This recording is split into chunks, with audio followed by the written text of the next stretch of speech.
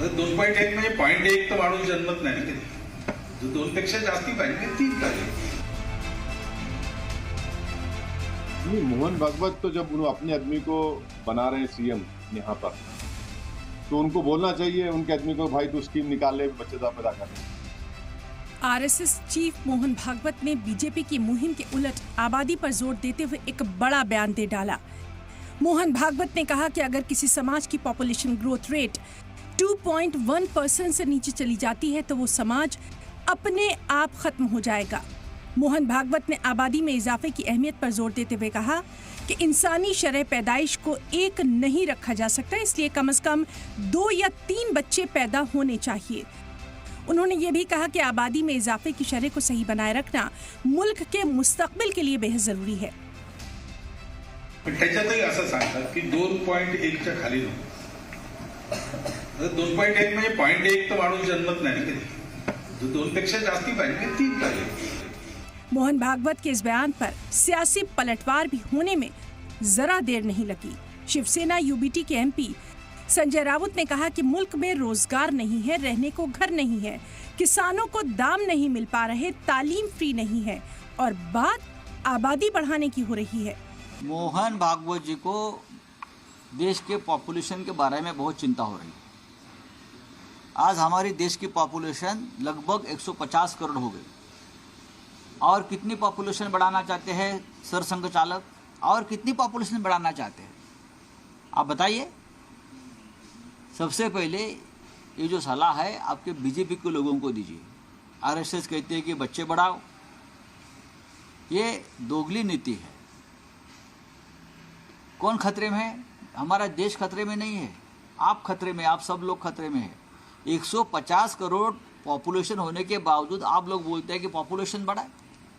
रोजगार है आपके पास, रहने को घर है आपके पास, आपकी सरकार दे रही है, नौकरी दे रही है, किसानों को दाम दे रही है, एजुकेशन फ्री है क्या, महिलाओं की सुरक्षा हो रही है क्या, उस बारे में सरसंघ चालक क्यों नहीं बात करते.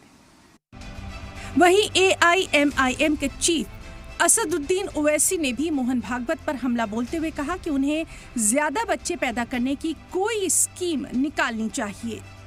तो मोहन भागवत जी को बोलना चाहिए कि जैसा यहाँ पर लाडली बहना का स्कीम में कितना 1500 रुपए दे रहे ना, तो आप एक स्कीम निकाल लो कि जो इतने बच्चे पैदा करेंगे उसके अकाउंट में हम लोग 2000 डालेंगे, कितना डालेंगे, क्या डालेंगे वो डिसाइड कर लो. माशाल्लाह से मेरे को 6 बच्चे हैं, मैं पहले ही बोल दे रहा हूँ. फिर वो आप लोग बोलेंगे, वो पीछे से बोलेंगे वो इसी ने ऐसा बोला, और उसके 6 बच्चे हैं.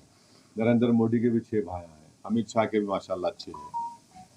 अब नहीं, मोहन भागवत तो जब उन्होंने अपने आदमी को बना रहे हैं सीएम यहाँ पर, तो उनको बोलना चाहिए उनके आदमी को, भाई तू स्कीम निकाल ले, बच्चेदार पैदा कर ले.